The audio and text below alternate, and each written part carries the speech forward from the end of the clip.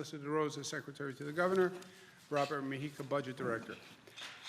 We have a lot of interesting news today. Things are moving. Current status, we still have the trajectory going up. We have not turned the trajectory, nor have we hit the apex. Remember what that line is going to do. It's going to go up. It's going to reach a high point. It's going to tip. It's going to go back down. We're still on the way up the mountain. Number of infections that have been coming in, 80% still self-resolved.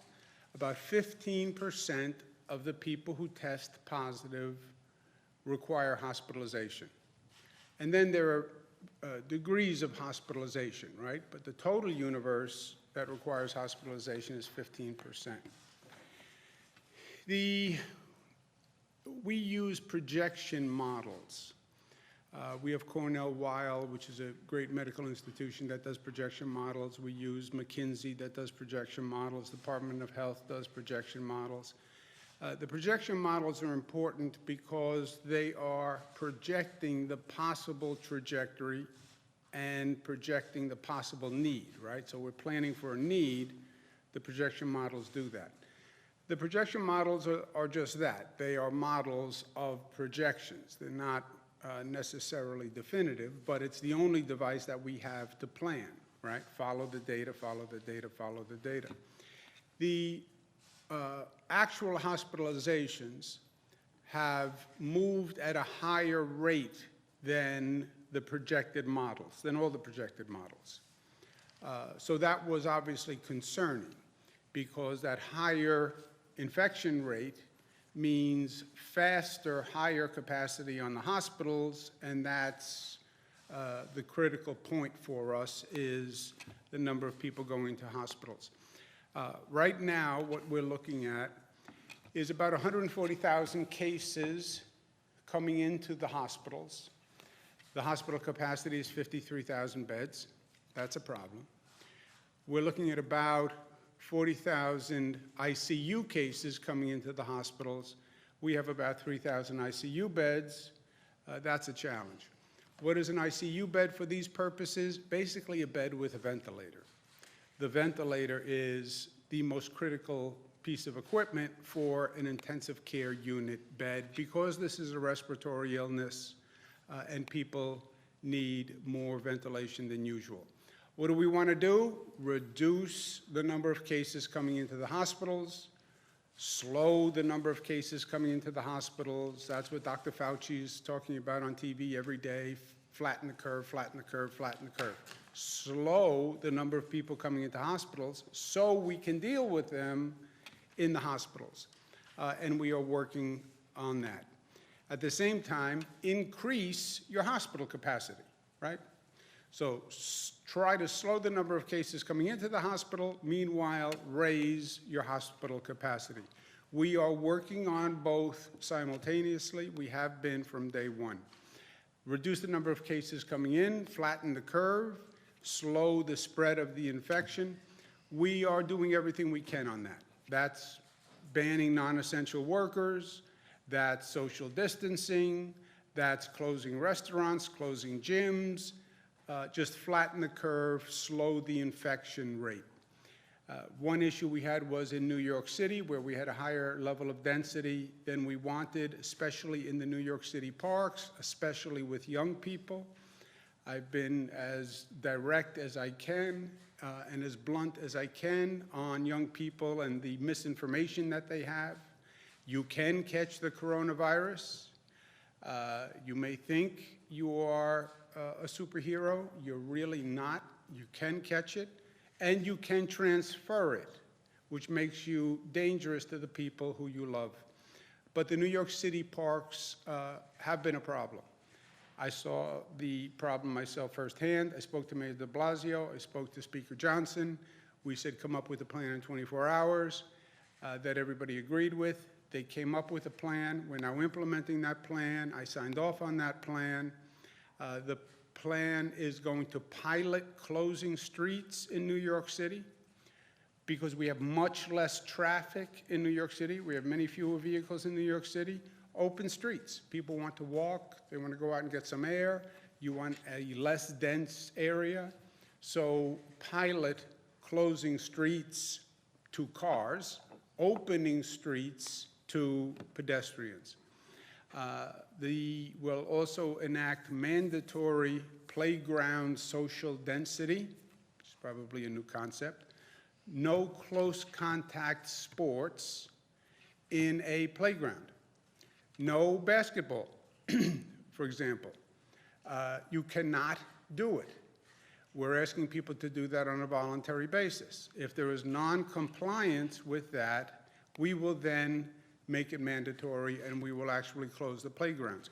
We don't want to do that because playgrounds are a place to go out and get open air, but you have to exercise social density even in a playground.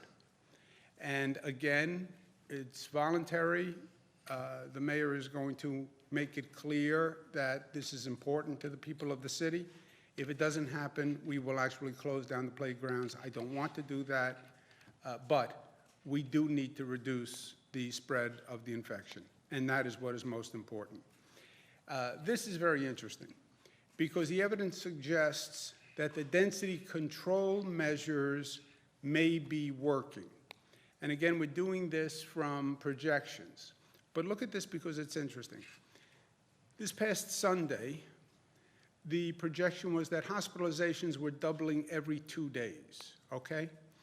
On Monday, the numbers suggested that the hospitalizations were doubling every 3.4 days. On Tuesday, the projection suggested that the hospitalizations were doubling every 4.7 days. Now, that is almost too good to be true, but the theory is, given the density that we're dealing with, it spreads very quickly, but if you reduce the density, you can reduce the spread very quickly.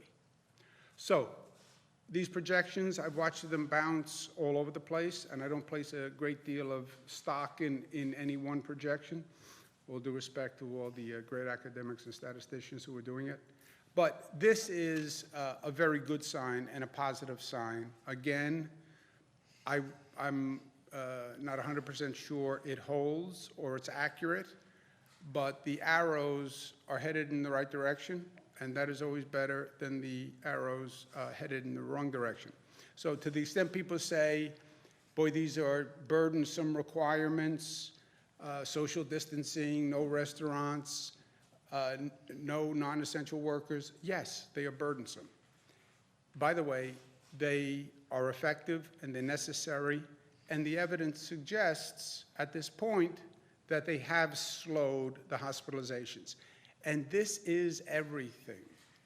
Slowing the hospitalization rates coming into the hospitals are everything so the hospitals can deal with the rate of people coming in. At the same time, increase hospital capacity. What is the high point? You see that line in the beginning? What we're studying is what is the high point of that line? What is the apex of that line? That is the point of the greatest number of people coming into the hospital system. So that's our greatest load, is the apex. And when is that going to happen? Again, that is a projection. Again, that moves around. But the current projection is that could be in 21 days. So ramp up the hospital capacity to be able to handle that apex volume. How do you ramp up hospital capacity? You ramp up beds, you ramp up staff, and you ramp up the equipment. And the ventilators are the problem in equipment, as we've discussed many times. Where are we on that? Beds, we may need 140,000. We have 53,000. That's the existing capacity of hospitals. We told all hospitals they have to increase their capacity by 50%. I told them that myself on a conference call yesterday. This is a burden for the hospitals to now say you have to increase capacity 50%, but I have to tell you, they were very generous about it, and they understood what we were dealing with, and they were eager to step up to the plate. If you increase hospital capacity by 50%, that gets you 27,000 beds. On top of the existing, it takes you to 80. Some hospitals, I asked as a goal, try to increase by 100% your capacity. 50% was the minimum. The goal was 100. I believe some hospitals will actually try to do that. And I encourage them to try to do that, as impossible as it sounds. But now is the time to be aggressive and do things you've never done before. If some of them do that, and I believe some of them will, that would be additional 5,000 beds. We get to 85,000 beds. FEMA, Army Corps of Engineers, what we're doing in Javits Center, what we're doing in the Westchester Convention Center, Westbury campus, Stony Brook campus, that's another 4,000, takes us to 89,000. The U.S. Navy ship Comfort, the President dispatched, that would be 1,000 beds to backfill from hotels, that takes you to 90,000. If we take all the state dormitories in downstate New York, that could get us an additional 29,000 beds. We'd be at 119,000 beds. You're still not at the 140 that you need, but then we're looking at hotels, we're looking at former nursing homes, converting other facilities to make up the differential. So a lot, creative, aggressive, but in life, you do what you have to do. And that's what we're doing on the bed capacity. Protective equipment, we have been shopping around the world. We have a whole team that's doing it. Right now, we have enough protective equipment, gloves, masks, gowns, for all the hospitals statewide that are dealing with it. I brought down a shipment to New York City yesterday. Today, no hospital, no nurse, no doctor can say legitimately, I don't have protective equipment. Right now, and for the foreseeable future, we have a supply. We do not yet have secured a supply for 3 weeks from now, 4 weeks from now, 5 weeks from now, but we are still shopping. And taking care of this immediate need was also good news and a good job by the team. And again, we are still shopping for more equipment. Ventilators, ventilators, ventilators. We need 30,000. We have, in the existing hospital system, 4,000 ventilators. This is just in the normal operation of hospitals, et cetera. We have purchased 7,000, and we are still shopping. Federal government has sent 4,000. We're exploring splitting, where one ventilator could do 2 patients. Italy has had to do this because they were forced to do it. I want to see if we can study it and do it a little smarter and have a little more time experimenting with it, but we're looking at splitting the ventilators. We're still working with the federal government to try to find more ventilators, but that is our single greatest challenge, are the ventilators. Again, the ICU beds, that really means a ventilated bed. Because again, this is the #1 piece of equipment that we need. You have beds, you have equipment, you need staff, and you need staff understanding that some staff is going to get sick and they're going to be out. So we have been working on putting together a surge healthcare force. Go back to the retirees, go back to nurses and doctors who may not be in the hospital, direct medical care, occupation, and ask them to sign up for possible reserve duty. God bless them, 40,000 people have signed up as a surge healthcare force. 2,000 physicians, anesthesiologists, emergency room technicians, nurse practitioners, physician assistants, nurse anesthetists, respiratory, RNs, LPNs. 40,000 people have signed up. That's a big, big deal, because you can create beds, you can find the equipment, you have to have the staff. And you have to have the staff for those additional beds, which are not now in the hospital system. And you have to have staff when the existing staff gets ill. Or, by the way, just can't work the hours that we're going to need people to be working. So that's very good. This is also very exciting. I don't know that anyone else has done this. We've talked about the emotional stress that this brings on people, and the mental health stress and the mental health challenges. No one's really talking about this. You know, we're all concerned about the immediate critical need, the life and death of the immediate situation, which is right. But don't underestimate the emotional trauma that people are feeling and the emotional health issues. We asked for mental health professionals to voluntarily sign up to provide online mental health services. 6,000 mental health professionals agreed to volunteer to provide mental health services for people who need it. How beautiful is that? And the hotline, 1-844-863-9314. You can call that hotline. You can schedule an appointment with a mental health professional, totally free, to talk to them about what you're feeling and what stress you're feeling. And again, God bless the 6,000 mental health professionals who are doing this 100% free, on top of whatever they have to do in their normal practice. And I'm sure in their normal practice, they're busy. So this is really an extraordinary step by them. Federal government, I spoke with President Trump several times. I spoke with him last night. I spoke with him this morning. I've spoken to people in the White House who are handling these operations. I've spoken with the Vice President. I've spoken with Jared Kushner, who is a New Yorker. He knows New York, and he's working in the White House, and he's been extraordinarily helpful on all of these situations. What we're working on is a common challenge. No one has these ventilators, and no one ever anticipated a situation where you would need this number of ventilators to deal with a public health emergency. So we have purchased everything that can be purchased. We're now in a situation that we're trying to accelerate production of these ventilators, and a ventilator is a complicated piece of equipment. The president and his team, I think, are using the DPA well, because it's basically a leverage tool when you're dealing with private companies, right? We need your help, we can demand your help, or you could agree to help, and we need you to step up and increase production.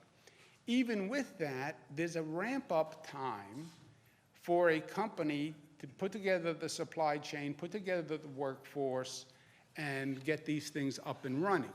So Ford, you hear, is going to help. General Motors is going to help.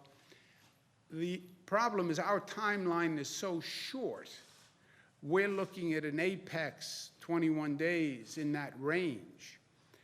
To get ventilators and these business consortiums put together, supply chain, design team, ramped up and delivered 30,000 ventilators is an extraordinarily difficult task.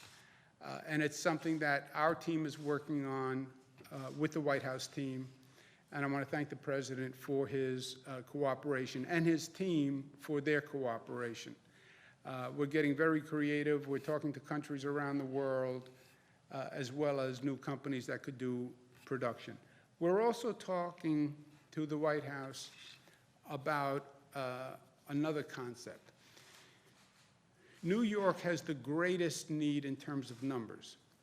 New York also has the most critical need in terms of timing, right? We talk about our apex, we talk about that curve. Different localities, different regions around the country are going to have different curves. We are in some ways first. Our case numbers went up first. Our trajectory is first by a long shot. Different regions will have their curve at different times. What I said to the President and his team was, look, rather than saying we have to provide equipment for the entire country at one time, let's talk about addressing the critical need in that hot spot Once that hot spot turns, because you have an apex and then you have a curve, and the curve is relatively short, once you address that hot spot with that intensity, intense equipment, intense personnel, then shift to the next hot spot and have more of a rolling deployment across the country than a static deployment, right? I was in the federal government at HUD. I worked on dozens of disasters. You deal with the disaster in front of you at that time, and then you move on to the next disaster. And I think that rolling deployment could work here. And on behalf of New York, I said we will be 100% helpful. We need help from the entire country right now. We need resources from the entire country right now. And because our apex is first and our numbers are highest. But the apex high point will be sequential across the country. So I said to the White House, send us the equipment that we need, send us the personnel. As soon as we get past our critical moment, we will redeploy that equipment and personnel to the next hotspot. And I will personally guarantee it and personally manage it. So if you send us 15,000 ventilators, and then after our curve, Los Angeles needs 15,000 ventilators, we can take the equipment from here, we can take the personnel from here, we can take the lessons from here. You know, we go first. We're going to learn things that nobody else has learned because we're going to be the first one through the chute. And I personally guarantee that we will bring that equipment, we will bring that personnel, we'll bring that technical assistance to the next hotspot. I said to the president, I'll be part of going to the next hotspot with our team. We're asking the country to help us. We will return the favor. And we are all in this together, and we're asking for their help and their consideration, and we will repay it with dividends. The Senate is also considering a $2 trillion bill, which is quote-unquote relief for businesses, individuals, and governments. It would really be terrible for the state of New York. The $2 trillion bill, what does it mean for New York State government? It means $3.8 billion. $3.8 billion sounds like a lot of money. Rob Mahika, the budget director, can talk you through the numbers, but we're looking at a shortfall, revenue shortfall of $9, $10, $15 billion. This response to this virus has probably already cost us $1 billion. It will probably cost us several $billion when we're done. New York City only gets $1.3 billion from this package. That is a drop in the bucket as to need. I spoke to our House delegation, congressional delegation, this morning. I said to them, this doesn't do it. You know, I understand the Senate theory and the Republican theory, but we need the House to make adjustments. In the House bill that went over, New York State got $17 billion. In the Senate bill, we get $3.8 billion. And, well, you just, big spending. We're not a big spending state. I cut taxes every year. I have the lowest growth rate of the state budget in modern political history, okay? So we are frugal and we are efficient. I'm telling you these numbers don't work, and I told the House members that we really need their help. In terms of numbers, total tested, we're up to 103,000 people. New tests, we're up to 12,000. As of yesterday, about 28% of all testing nationwide has been performed by the state of New York. The state of New York is doing more testing than any state in the United States of America. And I'm very proud of the team on how we've mobilized and gotten this testing up and running. People ask, how does this testing work? any hospital in the state can perform testing. You can walk into a hospital in Buffalo, New York. If you show the symptoms and meet the protocol, you can be tested. Strategically, we deploy testing in the most dense areas. Where do we set up the drive-thrus, et cetera? Why? Because we're hunting positives. We're hunting positives so we can isolate them and reduce the spread. You're more likely to get positives in high positive areas, right? Set up a drive-through in the Bronx versus set up a drive-through in Chautauqua County, you're going to get more positives in the Bronx, and that's what we want. But anyone, anywhere in the state, you have symptoms, you're concerned, you can walk into any hospital, that hospital can get a test performed. Number of positive cases, we're up to 30,000. Number of new cases, 5,000. Again, you see the numbers, 17,000 in New York City, 4,000 in Westchester, 3,000 in Nassau County. Relatively, Westchester, we have dramatically slowed what was an exponential increase. So, again, on the good news side, can you slow the rate of infection? Yes. How do you know? Look at what we did in Westchester. That was the hottest cluster in the United States of America. We closed the schools, we closed gatherings, we brought in testing, and we have dramatically slowed the increase. Nassau County is 3,000. They're relatively right behind Westchester. They were at like 0 when Westchester had started. So we can slow it, and we have slowed it. Again, you see it spreading across the state, which we said it would. Current numbers, 30,000 tested, positive. 12% of those who test positive are hospitalized. 3% of the positives are in ICU. Okay? This is deep breath time again. I'm anxious, I'm nervous. What does it mean? 30,000 tested positive. 12% are in the hospital. 3% are in ICU. If you look at those 3%, they're going to be predominantly senior citizens, people with underlying illnesses, people with emphysema, people with a compromised immune system. That's what this effort is all about. All the noise, all the energy, it's about that 3%. Take a deep breath. Now, that 3%, that's my mother, that's your sister. These are people we love. These are our grandparents. And we're going to do everything we can to protect every one of them.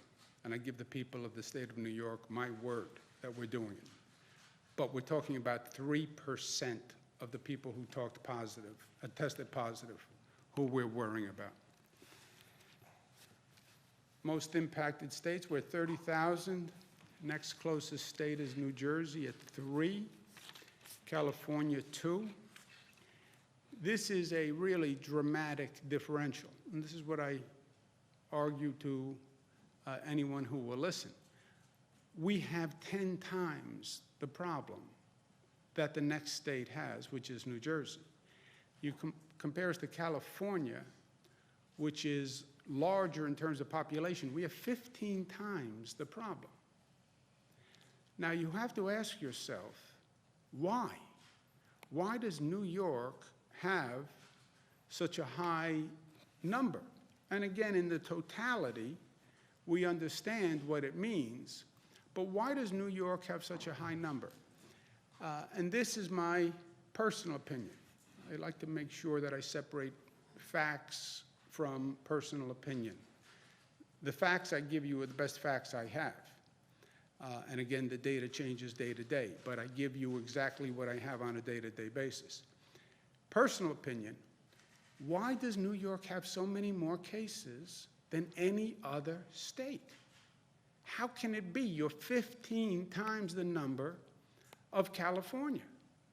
I mean, it really is breathtaking when you think about it. State of Massachusetts with 30 times the number of cases. So why is the question that people ask me. Two answers. Answer one is because we welcome people from across the globe. We have people coming here, we have people who came here from China, who came here from Italy, who came here from countries all around the globe. We have international travelers who were in China and who were in Italy and who were in Korea and who came here. And I have no doubt that the virus was here much earlier than we even know. And I have no doubt that the virus was here much earlier than it was in any other state, because those people come here first. That's the first answer. The second answer is because we are close. Because we are close. We talk about the virus and how it transfers in a dense area. It's literally because we are close, because we live close to one another, because we're close to one another on the street, because we live in close communities, because we're close to one another on the bus, we're close to one another in the restaurant, we're close to one another in the movie theater. And we have one of the most dense, close environments in the country. And that's why the virus communicated the way it did. Our closeness makes us vulnerable. Our closeness makes us vulnerable. That spatial closeness makes us vulnerable.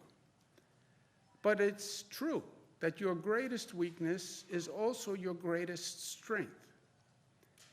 And our closeness is what makes us who we are. That is what New York is. Our closeness is what makes us special. Our acceptance, our openness is what makes us special. It's what makes us feel so connected one to another. It's what makes us so accepting of one another. It is the closeness that makes us the human beings that we are. The closeness is that New York humanity that I think exists nowhere else. The closeness is what makes our sense of community. And there's a gentleman who I still look to for guidance and for leadership and for inspiration. He's not here anymore for you. He's still here for me. But he said things more profound and more beautifully than most other people ever have. And one of the things he said that is so appropriate for today: we believe in a single fundamental idea that describes better than most textbooks and any speech that I could write what a proper government should be. The idea of family, mutuality, the sharing of benefits and burdens for the good of all, feeling one another's pain, sharing one another's blessings, reasonably, honestly, fairly, without respect to race or sex or geography or political affiliation. That is New York. It is that closeness, that concept of family, of community. That's what makes New York, New York. And that's what made us vulnerable here. But it is also that closeness and that connection and that humanity and that sharing that is our greatest strength. And that is what is going to overcome at the end of the day. I promise you that. I can see how New Yorkers are responding. I can see how New Yorkers are treating one another. I see the 6,000 mental health volunteers. I see the 40,000 healthcare workers stepping up. I see the vendors calling me saying I can help. That's New York. That's New York. And that, my friends, is undefeatable. And I am glad, in some ways, that we're first with this situation, because we will overcome. And we will show the other communities across this country how to do it. We'll be there for them. We want them to be there for us. And we will be there for each other, as we always have been. Any questions? How does the state decide who is a priority when it comes to ventilators?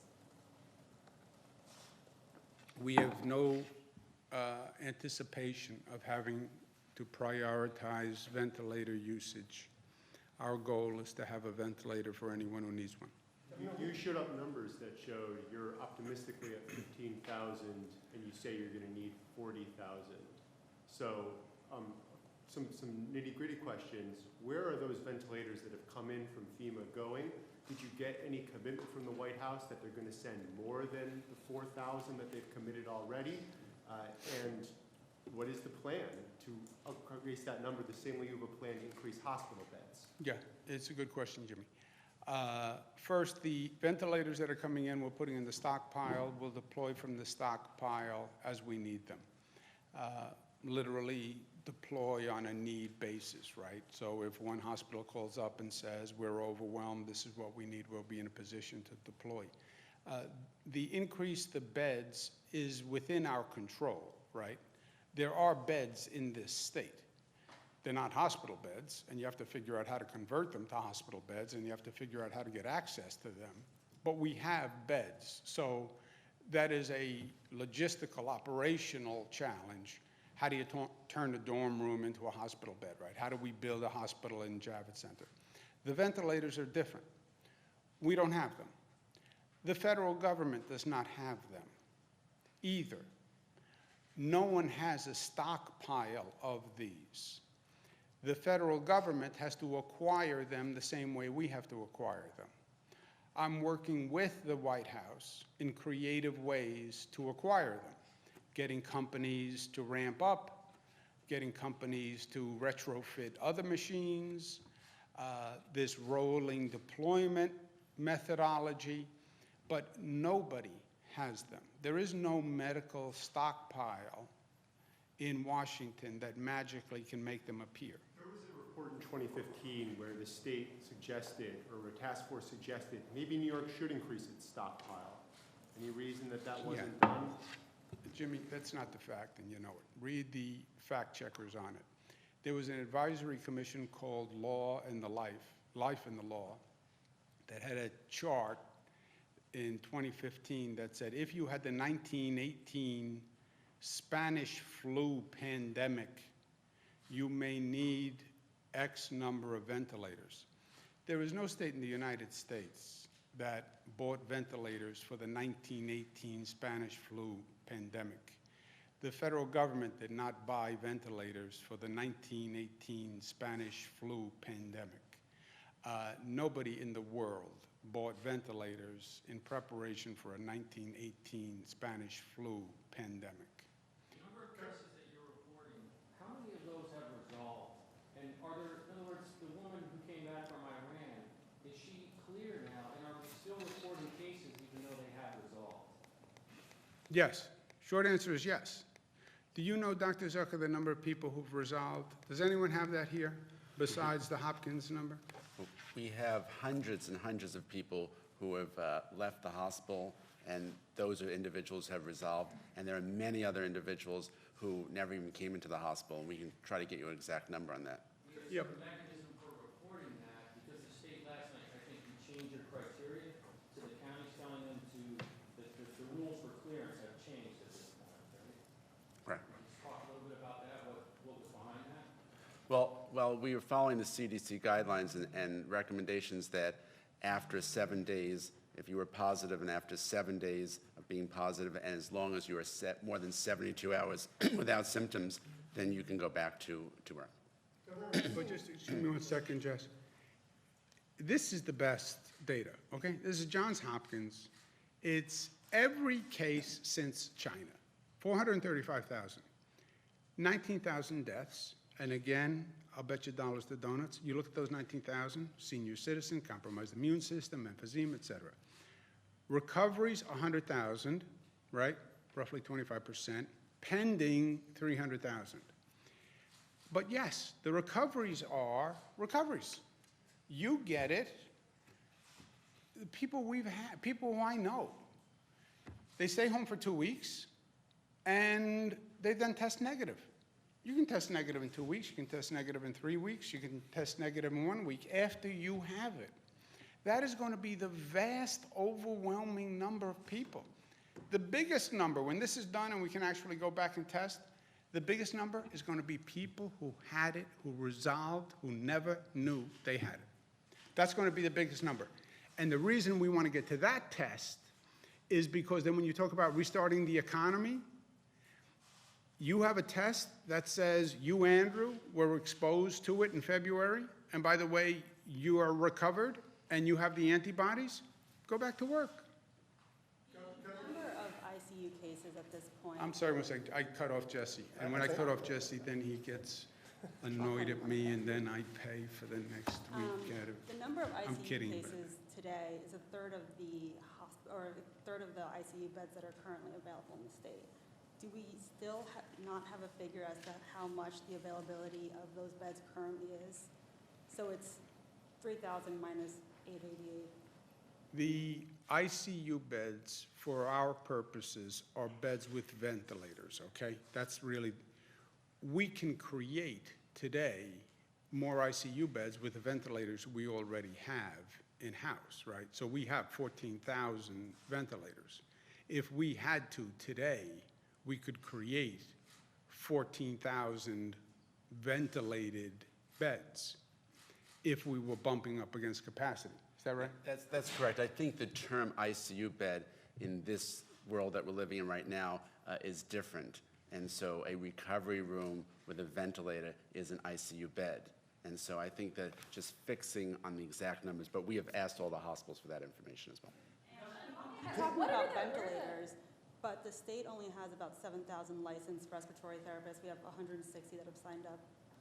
Are there plans to try to increase that number? These are the experts that sort of get people breathing. We put out a call for about 1.2 million additional healthcare workers to come to New York State. That's going on a rolling basis, so you'll see many of these numbers, which the governor presented today, increase exponentially as those calls are going out. It's not just in-state. We've also asked for out-of-state retirees, and we've had healthcare workers volunteer from Connecticut, New Jersey, and other parts of the country as well. And now we're arranging for them to come to this area as needed. And if you noticed on that list, there was respiratory therapists in there who have volunteered as well. Just to piggyback on that question, we've seen reports from federal sources saying that basically New York City will run out of ICU beds by Friday. Are you seeing similar reports, and are you reacting to those? No, I didn't see those reports. I'm reacting to the numbers that we have. And you just saw the numbers. The current number of ICU beds with ventilators, that's one number. If you bring, Jesse, the ventilators we have in hand and add those to beds, that number goes up 14,000. And how quickly will that happen? We can move them on, in a day. When you say they're in a stockpile, is that a stockpile here in Albany? Is that close to New York City? Stockpile here, we have multiple stockpiles, which we did when we ramped up the whole disaster emergency management system. So we have multiple stockpiles. We have these placed in multiple stockpiles, so you have to go to the city. There's a shorter trip. We have a stockpile on Long Island, stockpile in Mid-Hudson Valley, stockpile in Albany, stockpile in my basement, just in case the stockpile runs out. But you haven't started building that out as of yet.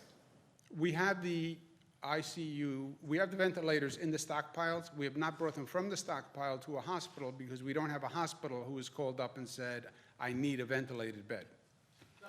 Where are these reserve medical providers being deployed? Are they being deployed to the front lines? Are they being, sent to work in other parts of the hospital, or where? The workers? The reserve medical providers who are being, called up and asked to volunteer. They are not yet being deployed. I'll ask Mr. Malatras if I'm incorrect. He can correct me, which he enjoys doing. I don't believe they're being deployed yet. They are reserved in case, well, first, they're reserved for two purposes. You open new beds, you now need staff for the new beds. We open up a dormitory, 200 beds. You don't have, now you need staff to do the 200 beds. Or you have a hospital that has a severe shortage of workers because of hours or sickness, we would backfill. But Jim, I don't believe we're now deploying the reserves. That's correct. Should patients be concerned at all about the rollbacks of some regulations, including record keeping, medical malpractice protections, and other, regulations that have been rolled back? Doctor? We're looking at those issues as well. There are some concerns that have been raised, but we as we mentioned in a previous press conference, the governor said that we should look at our rules and regulations and adapt accordingly. So we're going to do that as well. Look, we did waive, I was on the phone with all the hospital administrators. The Department of Health, I'm going to say this in a nice way, don't worry. Department of Health has multiple regulations to run the best health system in the United States of America.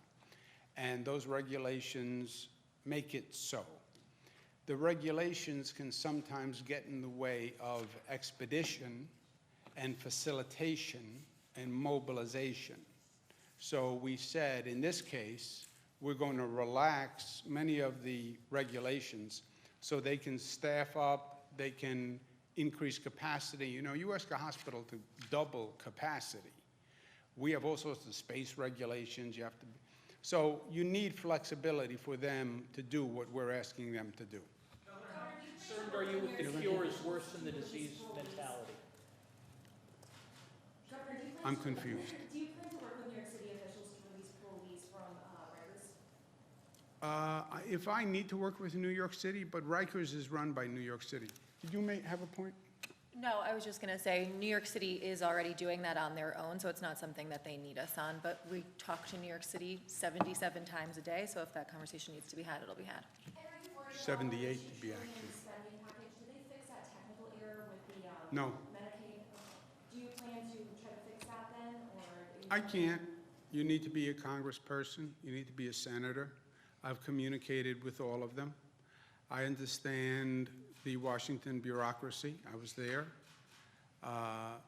But I passed bills when I was HUD secretary. I know how hard it is, but I also know how high the stakes are here.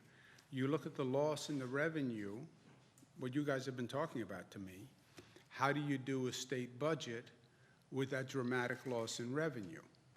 And Rob Mejica has been saying, well, the federal government is going to pass a stimulus package that delivers additional funding to state governments. Okay, here's the package. It gives us $3.8 billion. The hole is as high as $15 billion. How do you plug a $15 billion hole with $3.8 billion? You don't. Thank you, Governor. How do you respond to the mentality out there, the philosophy that the cure is worse than the disease, and the suggestion by the president that he might want to open up the country by Easter? Look, I think it's part language, right? Nobody will say it is sustainable to keep the economy closed. It is not sustainable. We all get that. China got it, South Korea got it, et cetera. That's point one. Point two, everyone agrees, I believe, in this state, we do everything we can to save a life. We are not going to triage and say, well, these were old people, these were vulnerable people, they had to die sometime soon anyway, so let's move on. I don't believe any American believes that. I know New Yorkers don't believe that. And as governor of the state of New York, I can swear to you I would never do that. So then you have two two parallel thoughts. You have to get the economy running, and you have to protect every life that you can. I believe there's a more refined strategy than we are now talking about. I don't think it's binary. I don't think you close down the whole economy, which is what we did. I did too. And then open up the whole society to business as usual. We now have learned that there's a risk stratification quotient. Younger people have less risk. People who had the virus and are resolved have less risk. Start that economy by bringing in those recovered people, those younger people who are less at risk, and start moving that machine that way. Start restarting the economy that way, which is also the best public health strategy, right? To the extent you have a young person who's going out to the park, not playing basketball, because they're not allowed to do that, but they're going out, they're talking to friends, et cetera, they're then coming back into the house with an older person, that is not a good public health strategy. So there is a path that refines the public health strategy and starts growing the economy. And I think that's what we have to, work through. If the feds roll back their restrictions, do you? Go ahead. Well, if the feds roll back their restrictions, does that affect you? I mean, do you automatically roll back? Do you keep in place according to your own speed? The federal government has done guidelines.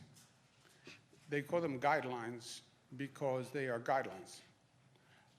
And then states can follow the guidelines. States can fashion the guidelines to fit their specific circumstance. There's no doubt that New York has a different and bigger problem than anywhere else in the country, right? That's every number you see. That's every fact you know. So there's no doubt we have a greater challenge here in New York, density, numbers, and one of the most intense economies. So that all has to be taken into consideration. And I don't think there is any cookie cutter. You know, what works for New York, I don't know necessarily is going to work for Tulsa or San Antonio. So we'll come up with a plan that works for New York, and the federal government isn't saying we mandate anything. They're saying we're offering guidelines. What do you make of the president's team saying that anyone who's visited New York City should self-quarantine for 2 weeks? And second question, will you self-quarantine since you were in New York City yesterday? Self-quarantine in New York State? The president's team said anyone who traveled to New York City should self-quarantine for 2 weeks. In New York? In New York City. No, I don't think, if you were in New York City, you must quarantine in New York State. You don't have to go back to New York City to quarantine.